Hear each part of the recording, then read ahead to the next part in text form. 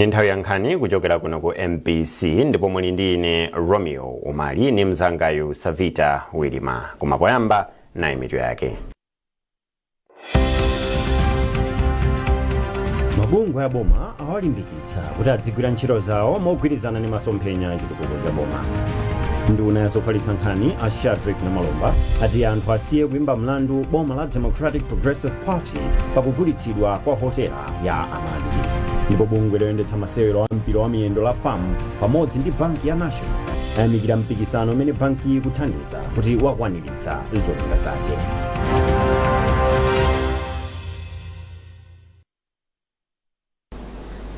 Munkhani yathu yoyamba, mabungwe ya boma awalimbikitsa kuti adzigwira ntchito zawo mogwirizana ndi masomphenya achitukuko cha boma ngati njira imodzi yolimbikitsa ntchito yotumikira anthu m'magawo osiyanasiyana. Wachiwiri kwa mlembi wamkulu wa boma a Stuart Ligomeka anena izi m'boma la Mangochi pamene amatsekulira zokambirana za akuluakulu amabodi oyendetsa mabungwe a boma. Owen Mavula ali ndi ripoti. Maphunziro a akuluakulu amabodi ndinso akuluakulu amabungwe ndi nthambi za boma mdziko muno ali mkati m'boma la Mangochi. Cholinga cha maphunzirowa ndi kupereka ukadaulo wa momwe akuluakuluwa angagwirire ntchito yolimbikitsa ntchito za nthambi komanso mabungwe a boma kuti zipindulire Amalawi mogwirizana ndi masomphenya a boma. Polankhula pamene amatsegulira maphunzirowa, wachiwiri kwa mlembi wamkulu ku ofesi ya President ndi nduna a Stuart Ligomeka alimbikitsa atsogoleriwa kuti agwire ntchito modzipereka komanso mokonda dziko pothandizira kuteteza chuma cha dziko pamene akutumikira anthu. Malinga ndi Ligomeka, boma sililekerera nthambi ina iliyonse ya boma yomwe igwire ntchito zake mosemphana ndi masomphenya omwe boma layika, ndipo atsindika kufunika kuti adindo onse atsate ndondomeko zoyenera pamene akugwira ntchito zawo. Aike Amalawi koyambirira ndi chimene iwowo akufuna mabodi athu, ndeti mawauza kunena kuti pamene mukugwira ntchito muike Amalawi poyamba. Inu yomwe ndikhulupirira ine kuti mzaka 5 zimene zapitazi Amalawi anali kumbuyo, mabodi anali kutsogolo.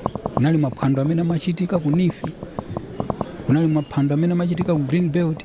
Ndi zimenezo timanena kuti a president akuti ayi Amalawi aikidwe kutsogolo, akamagwira ntchito agwire ntchito mamachawi. Mawu ake wapampando wa Malawi School of Government Professor Lewis Dzimbiri wati maphunzirowa ndofunikira kwambiri kamba kuti athandizira kuti akuluakulu ogwira ntchito mu nthambi za boma adzigwira ntchito zawo motsata malamulo zomwenso zipindulira Malawi.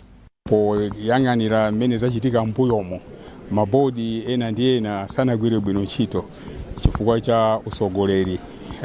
Ndiye tinaona ngati kuti zosatira zake kumapeto kwake achoke ataphunzira usogoleri wabwino, aziwe ntchito ya CEO ndi yotani, komanso ma board members, ma board chair aziwe ntchito yawo, komanso onse pamodzi aziwe kuti ubale wawo ukhala wotani, management CEOs achite chani ndipo alekeza pati. Maphunzirowa akuchitika pamutu oti kulimbikitsa ntchito yobwezeretsa chuma mchimake kudzera mukugwira ntchito mwaukadaulo pogwiritsa ntchito mabungwe ndi nthambi za boma. Owen Mavula, MBC, Mangochi.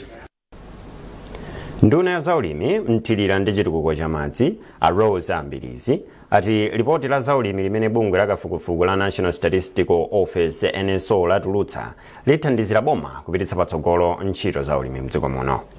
Ambirizi amalankhula izi mu mzinda wa Lilongwe pamene bungwe la NSO limakhazikitsa ripoti ili. Zambiri mu ripoti ili la Genesis Moyo.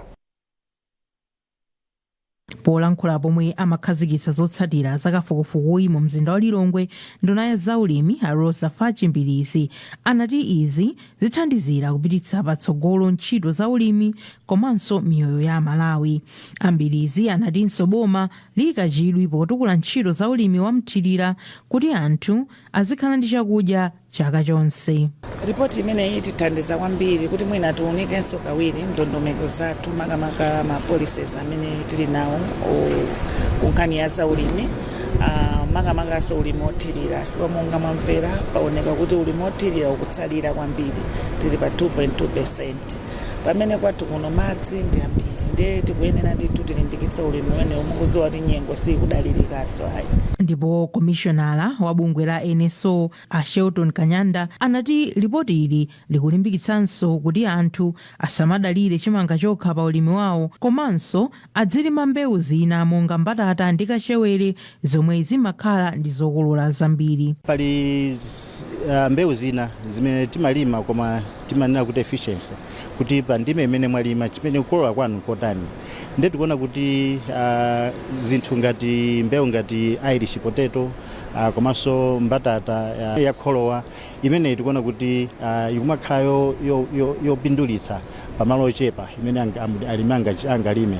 So mwina boma likhoza kuganizapo kuti liapange lialimbikitsa alimi kuti mwina azilima mbewu zimenezi. Ndipo mkulu wa banki yayikulu pa dziko lonse World Bank kuno ku Malawi Firas Rad anayamikira boma atikamba kuonetsa chidwi chofuna kupeza njira zopititsira patsogolo ntchito za ulimi. Mukafukufuku uyu bungwe la NSO linafikira alimi 29,648 mdziko muno. Ripoti ili alitulutsa patatha zaka 20 pasanachitike kafukufuku otere. Chinsisi Moyo, MBC Lilongwe. Nduna za magetsi ndi migodi Mai Jane Matanga yapempha anthu ndi mabungwe akufuna kwabwino kuti apitirize kuthandiza anthu okhala kudera la Chiradzulo Midima amene anakhudzidwa ndi vuto la njala. Mai Matanga apereka pempholi pamene bungwe la zachifundo limene ndi la Chisilamu la Faizan Global Relief Foundation limapereka chakudya kwa manja okwana 1,500 amene anakhudzidwa ndi njala kuderali. Chisomo Break wafika ndi zambiri mu ripoti ili. Mai Matanga adati pafupifupi anthu 40 mwa 100 aliwonse anakhudzika ndi vuto la njala kudera la Chiradzulo Midima. Ndunayi inati chiwerengerochi chikuyembekezeka kukwera chifukwa cha vuto la ng'amba yomwe maboma monga a Chiradzulo anakumana nayo posachedwapa. Mene ndali kulu kwambiri mwani ngane kuti mu anthu 100 ena aliwonse mwina ngane kuti anthu 40 ndamene chakudya chawo ndichovutira kwambiri anala affected sana kule chaka chatha chija komanso chaka chino mezi kuonekera sutakhala chakudya chokwanira kuti chidzafikitse chaka chamawa. Ndeno ndivuto lali kulu kwambiri ndikufuna ndine kuti pakali panopa ineyo ngati member of parliament amene ndikuyimira anthu kuno ku Midima constituency ndinofuna ndine kuti kwathu kuno amene ali okonzeka kubwera kudzatithandiza please bwera mdzatithandize ndi anthu ambiri amene afuna be chakudya ngakhale chakudya chabwera chonchi komabe ali anthu ena atsalirabe ambiri amene sanalandire. Ndipo ofalitsa nkhani ku bungwe la Faizan Global Relief Foundation FGRF a Ibrahim Omar anati pakadali pano bungwe lawo lafikira manja ochuluka omwe anakhudzika ndi vuto la njala m'maboma osiyanasiyana a dziko lino. Fe dafika pa ground lero tikugawa katundu bungwe yathu simakonda kungogawa katundu kwa wina aliyonse tikugawa dagawa mabanja 21,000 ngati bungwe yathu dimaona kugawa azaja lero apanga chani mawa kusogoro ma programs yathu dikufuna dipange ma empowerment programs ngati muona pa ground lero anthu wina walandira ma dodo yoyendera ga uti ya mavutika ga ate kupanga to improve kuyenda bwinobwino ka pamoyo yache akhale bwinobwino. Pamwambo opereka chakudyawu bungwe la FGRF linaperekanso zipangizo kwa anthu amaulumali osiyanasiyana monga ndodo zoyendera ndi zina. Nyumba yozofalitsa nkhani nduna yozofalitsa nkhani a Shadrack Namalomba ati anthu asiye kuimba mlandu boma la Democratic Progressive Party DPP pakugulitsidwa kwa hotela ya Amaryllis ponena kuti njira yogula hotelayo inayamba mu chaka cha 2023 pamene chipani cha Malawi Congress chimalamulira. Ana Malomba anena izi kutsatira zimene walankhulira chipani cha MCP pa nkhani za chuma apita dimba ananena mu nyumba ya malamulo kuti chipani cha DPP ndicho chikukhudzidwa ndi nkhani yogula hotelayi. Ana Malomba anafotokozanso kuti nduna ya zachuma ilibe udindo oyendetsa ndalama za penshoni kunena kuti bungwe la Public Service Pension Trust Fund limagwira ntchito ngati bungwe lodzimira palokha. Pakadali pano komiti ya nyumba ya malamulo ya Public Accounts yati zipani zonse zimene zili ndi aphungu ku nyumbayi zalonjeza kuthandiza komiti kugwira ntchito yake mopanda kusokonezedwa. Wapampando wa komiti a Stephen Malondera anena izi patatuluka malipoti oti ena mwa mamembala ena a komiti akuopsezedwa ndi anthu ena osadziwika kamba kofukula zobisika zokhudza kugula komanso kugulitsa hotela ya Amaryllis. Amalondera akufotokoza zambiri. Azipani zosiyanasiyana zimene zili nyumba ya malamulo kuti chonde mwanjira ina iliyonse asatichosereka members amene ali mu komiti imeneyi kwa mamemba ena amakomiti anayamba kudandaula zina ndi zina. Ndiye naona kuti sichikhala cha nzeru kuti tingowasiya koma tiyafikire ndi kuwachita kuwapempha kuti chonde tiyeni tiyambe talikonda dzikoli tisanayambe kukonda zofuna zathu ngati anthu. Nduna ya zamaphunziro a Bright Msaka atsutsa mphekesera zakuti anthu mdziko muno akuyenera kulipira msonkho koma certificate amaphunziro awo. Amsaka anena izi ku nyumba ya malamulo pamene amafotokozera atolankhani za nkhani kutsatira zimene apita dimba ananena mnyumba ya malamulo pamene amathirira ndemanga ku ndondomeko ya zachuma ya mu chaka cha 2026-2027 kuti kuli mphekesera zimene zikuti anthu adzilipira ndalama koma certificate amene ali nawo. Malinga ndi Amsaka izi ndi zabodza ndipo ndizongofuna kuyipitsa mbiri ya chipani cha DPP. Iwo ati mdziko muno palibe amene adzalipire ndalama kamba kokhala ndi masatifiketi amene anawapeza msukulu zosiyanasiyana. Amsaka akufotokoza. Nkhani imeneyi yoti Amalawi azipemphedwa kulipira masatifiketi ngati kuti chaka chilichonse kupanga renew ndi yabodza. Ndipo nzopesa chisoni kuti munthu wamkulu ngati ameneja angayime parliament kunena zabodzazo. Nkhani imeneyi itatuluka sopano taziwa kuti anayambisa ndi nani. Itatuluka tsiku lomwelo sanathe Malawi zambiri tinalemba statement yonena kuti nkhani iyi ndi yabodza. Palibe Malawi amene azifunsidwa kuti azilipira fee kapena msonkho kupanga renew certificate yake kaya ndi ya MCE kaya ndi ya JC kaya ndi degree yantulira yonse siti malipira msonkho wina uliwonse.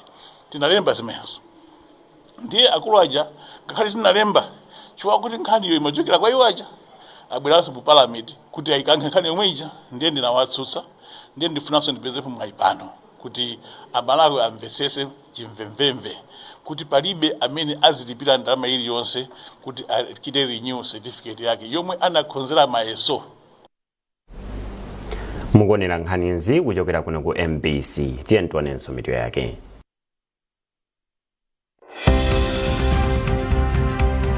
Mabungwe ya boma awalimbikitsa kuti adzigwira ntchito zawo mogwirizana ndi masomphenya a chitukuko cha boma. Nduna ya zofalitsa nkhani a Shadrack Namalomba ati anthu asiye kuimba mlandu boma la Democratic Progressive Party pakugulitsidwa kwa hotela ya Amaryllis. Ndipo bungwe loyendetsa masewero a mpira wa miyendo la FAM pamodzi ndi banki ya National ayamikira mpikisano umene banki ikuthandiza kuti wakwaniritsa zolinga zake.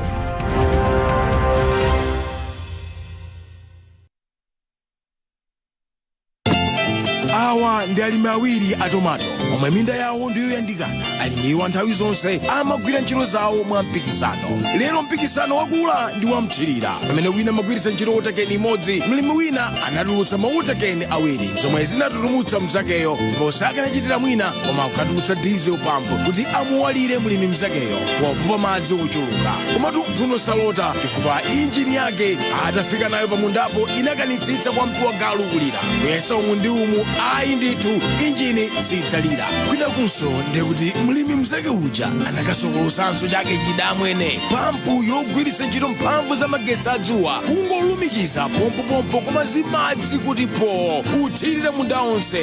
Apatu ndiye kuti aja odalira pampu ya petro ndi diesel tukudaliri kamukamu kulimbana nayo injini. Anayiwaliratu kuti jenereta imalira zambiri monga mafuta ndi zina zotero mene pampu ya magesi adzuwa simalira zambiri ayi. Sankha wekha. Mukafuna yenu pampu tangopitani ku Eba House kulimbe ku Synthesis Agriculture ndi ukapeza pampu yanu kapena kungoimba foni pa nambala izi 089 45220 kapena 099 541 01143 Synthesis Agriculture kupha magwacha ndi ulimi.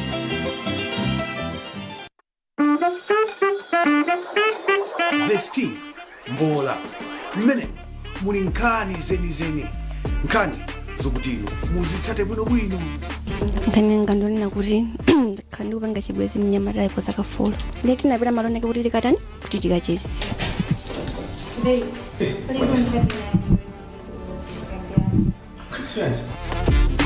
Mimi nandilo panga chibwezi sindapite kukaizesa magazi. Ngokonzeka kuti mwana wa malizati amagaza.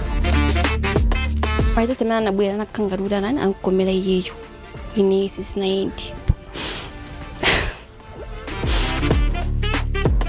Eni yake kuzifotokoza, kusanthula komanso kukhuthula nkhawa zawo.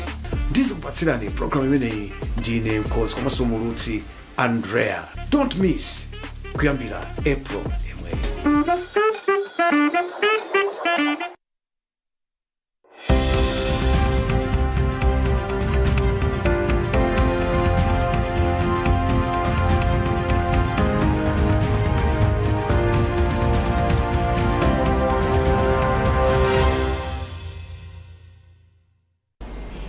Takulandilaninso. Popitirani nkhanizi, bungwe la National Oil Company of Malawi NOCMA latsutsa malipoti amene anthu akugawana masamba amchezo kuti linapereka mgwirizano ogulitsa mafuta ukampani kwa Azuneth Sata. Mukalata imene bungwe la NOCMA latulutsa yati padakali pano palibe mgwirizano uliwonse pakati pa Asata ndi kampani ponena kuti mphekeserazi ndi zosocheretsa.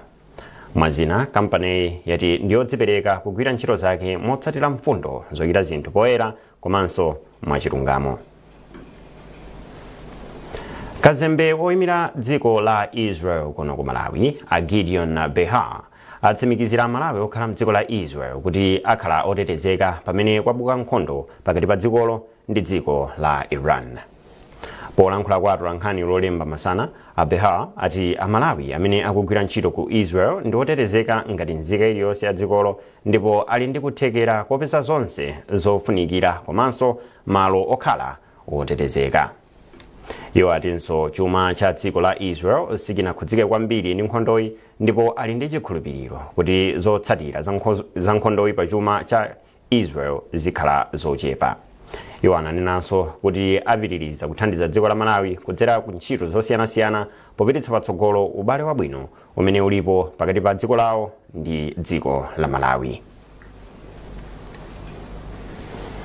Bungwe la Malawi Electoral Commission MEC lati zokonzekera za chisankho chapadera chimene chichitike mawa pa 17 March madera anayi amakhansala komanso asanu ndi anayi a aphungu a nyumba ya malamulo zili mchimake. Bungwe la MEC likuyembekezeka kuchititsa chisankho madera a aphungu awa pakati pa boma la Rumpi, Nkhotakota, Liwaladzi, Dedza Mtakataka ndi kummawa kwa boma la Blantyre. Ndipo bungweli lichititsa chisankho madera amakhansala awa: Iwembe ku Karonga Songwe, Luwinga ku Mzuzu, Linthembwe ku Dowa Ngala, Msitu ku Mchinji, Chirobwe mboma la Lilongwe, Mikongo mboma la Mangochi, Chanda Zomba Chikomwe, Chirunga mu mzinda wa Zomba komanso muonekera kwa Goliati mboma la Thyolo. Chisankho chapaderachi chikhala choyamba kuchokera pamene anthu mdziko muno anaponya voti pa chisankho cha pa 16 September chaka chatha. Pakadali pano nkuloyendetsa ntchito za chisankho mboma la Mangochi a Rodrigue Kazembe apempha adindo oyendetsa chisankho mboma la Mangochi kuti agwire ntchito yawo mwaukadaulo. Francis Banda analankhula ndi Kazembe motere. Zokonzekera zayenda bwino kwambiri. Mwina ndiyambire kukumbusa za Zulo tunali ndi dongosolo limene azipani osinawaitana kuti aone katundu amene wabwera komanso aone ma ballot paper amene abwera. Tinapanga zimenezo Zulo. Ndipo Zulonso tinasindikiza kunena kuti lero tikhala ndi maphunziro ophunzitsa anzathu ogwira ntchito za chisankho zimenezo makamaka athu ogwira ntchito imeneyo ma polling station osiyanasiyana. Takhala tikuyenda schools ngapo mwaona tinali limodzi monse muja paliponse zinthu zakhala zikuyenda bwino. Oyang'anirawa timawapempha kuti ngati atapeza mpata abwere achitire umboni ntchito ya chisankho. Chifundo chimene malamulo amayankhula koma mwina ngati pena apezeka kuti zawavuta sanakwanise kubwera, ifeyo ngati bungwe la chisankho tipitirira ni ntchitoyo, ndipo ngakhale atachita kuti siku loponya mavoti sanabwere, ifenso ngati bungwe la chisankho tipitirira ndithu kusegula station at 6 koloko kuyenda nayo mpaka 4 koloko, ndipo pomaliza pa zonse tizawerengera osati la chisankho, ndipo presiding officer wathu wamkulu wa pamalopo azasayinira. Atatha kusayinira ndi kuti zosatirazo zovomerezeka ndithu. Banki yaikulu ya boma ya Reserve yakhazikitsa sabata yophunzitsa anthu za njira zoyenera zogwiritsa ntchito ndalama ndi pempho lakuti anthu aphunzire njira zopezera ndi kusungira ndalama komanso kuchita malonda. Sabatayi ayikhazikitsa lolemba pa sukulu ya sekondari ya Zingwangwa mu mzinda wa Blantyre. Zambiri mulipotiri kuchokera kwa Justin Nkwewu. Sabata yophunzitsa zachuma imachitika kamodzi pa chaka ndipo cholinga chake ndi kuphunzitsa anthu zachuma. Msabatayi kampani ndi nthambi za boma zoona zachuma monga banki ya Reserve, mabanki omwe si aboma, Malawi Stock Exchange komanso kampani za insurance amaphunzitsa anthu zachuma. Poyankhula pamwambo okhazikitsa sabatayi wachiwiri kwa governor wa banki ya Reserve Akisu Semwaka anati uthenga wa zachuma ndi wofuna kuthandiza anthu makamaka achinyamata kudziwa njira zoyenerera zogwiritsira ntchito ndalama. Iwo anaonjezera kuti kupatulako sabatayi banki ya Reserve imagwiranso ntchito ndi kampani komanso nthambi zosiyanasiyana kuti uthengawu uzikhazikika. Sabata imene ndiyofunika chifukwa tifuna kuti tiphunzisane makamaka kuphunzitsa ana achichepere kuti aziwe nkhani ya ndalama komanso nkhani yakagwiritsidwe ntchito ka ndalama komanso nkhani yogwiritsa ntchito ndalama kukonza sogolo lawo ngati ana chifukwa anawo ndi sogolo la dziko lino. Ngati taphunzitse kuti akhale pozindikira ndi kuti pamenepo tikuona kuti anawo athandiza pa nkhani ya zachuma cha dziko lino. Kokhazikitsa sabatayi kunali kampani zosiyanasiyana monga mabanki komanso kampani za insurance. Mkulu wa bungwe la mabanki omwe si aboma mdziko muno Alliance Nkungula ati sabatayi imawathandiza kuti adziwitse anthu za ntchito zawo. Wiki imene iyi ndiyofunika kwambiri osati ku mabanki okha koma ku ma-organizations onse amene amakhala mu financial institutions. Tikuyang'ana anzathu a microfinance, anzathu a insurance, capital money markets, angakhalinso mabanki. Ndi chinthu chofunika kwambiri kuti wiki iyi yakhalapo chifukwa chokuti timapita kosiyanasiyana kukaphunzitsa kuti kodi tisunge ndalama zathu bwanji. Komanso sangoyang'ana za ndalama chifukwa choona kuti ndalama ndimene imapangitsanso munthu kukhala mwa comfortable moyo mwake. Nde pakuti apa zonse ngati tikusunga ndalama mwa ukadaulo zimatha kutithandiza ifeyo komanso dziko timapita chitsogolo chifukwa cha kusunga kwa ndalama ndi kugwiritsa ntchito bwino ndalama. Chaka chino sabatayi yakhazikitsidwa pamutu woti kugwiritsa bwino ndalama kumathandiza. Justin Nkwewu, MBC Blantyre. Bungwe loyendetsa masewero a mpira wa miyendo mdziko muno la FAM pamodzi ndi banki ya National ayamikira mpikisano umene banki ikuthandiza kuti wakwaniritsa zolinga zake. Mbali ziwirizi zanena izi lero pamaere amene anachitika pofuna kupeza matimu anayi a mzigawo amene akumane pokwangula mpikisanowu. Masewerowa achitika kumathero a sabatayi pabwalo la Champion kumponera mboma la Dowa. Norbert Jameson wadza ndi zambiri. Maerewa anala ndime ya masemifinal ndipo anala matimu anayi omwe akuyimirira zigawo zawo. Malinga ndi maerewa akatswiri a chigawo chakumwera QPL Stars adzathambitsana ndi akatswiri a chigawo chapakati Mponera FC, pamene timu yomwe ikuyimirira chigawo chakumpoto Karonga United Reserves idzakumana ndi akatswiri a chigawo chakummawa Kababa Academy. Poyankhulapo mkulu wa zamalonda ku banki ya National Mai Akosa Hiwa anati mpikisanowu wakwaniritsa zolinga zake. Timafuna tionetsetse kuti tikamamalizitsa tikhala kuti ayi china chake chachitika mu space imeneyi. Ndiye mundivomereza kuti pa championship imeneyi ikuthandiza kupanga bridge kwa panali gap between under 20 ndi matimu ama adults ya adult league. Apapa amatantha akamaliza under 20 okay ndazipanga chani kuti apitiyeno kuti apina ndeyi under 23 yakhala ngati yabweretsa bridge imene ikuthandiza yathandiza kuti maplayers amene akwana zaka 20 koma mwina sanapange graduate kuti apite mbali naye akutani akusekerabe komanso akusula maskills awo. Ndipo mmawu ake mmodzi mwa akuluakulu ku bungwe loyendetsa masewero a mpira wa miyendo dziko muno la FAM a Clement Kafafwa anatsindika zakufunika kwa mpikisanowu. Zinkati zimenezi zabweretsa uphungu wabwino chifukwa kuti anyamata mmadziwa madera osiyanasiyana kumakhala talent koma talent sikanatha kuyifikira popanda National Bank. Monga mukudziwa kuti Malawi muno muti ndi matimu osiyanasiyana kuyambira ku under 20 athu under 23 komanso transition yochokera ku under 23 kupita ku senior team imakhala pakati pangati yovuta. Ndiye kubwera kwa National Bank kutithandiza kuti mazino ngati zimenezi zitibweresere zitichepetsere mavuto ngati amene akuti anyamata athu amene akumenya kumbuyo kuti zikhati kuwalondoloza kukafika mpaka nakamenya ku national team yayikulu. Ndime ya masemifinal a mpikisanowu ichitika lachisanu pa 20 March ndipo ndime yomaliza idzachitika la Mulungu pa 22 March. Timu yomwe idzakhala akatswiri a mpikisanowu idzalandira ndalama zokwana 10 million kwacha ndipo yachiwiri idzatenga 4 million kwacha. Timu ya panambala yachitatu idzatenga 2 million kwacha. Banki ya National inayika ndalama zokwana 500 million kwacha mu mpikisanowu ndipo matimu opitirira 500 ndiomwe anatenga nawo gawo kuyambira m'maboma komanso mzigawo. Norbert Jameson, MBC Sport. Pomaliza nkhanizi nainso mitu yake. Mabungwe ya boma awalimbikitsa kuti adzigwira ntchito zawo mogwirizana ndi masomphenya achitukuko cha boma.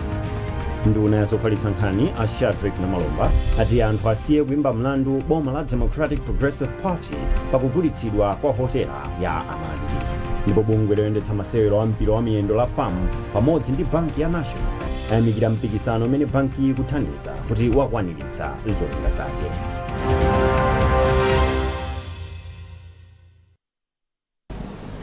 Pezani nkhanizi ndi zina zambiri popita pa mbc.mw kapena MBC Digital pa Facebook, Instagram komanso X. Munali ndi ine Romeo Umali, ni mzangayu Savita Wilima. Tsalani bwino.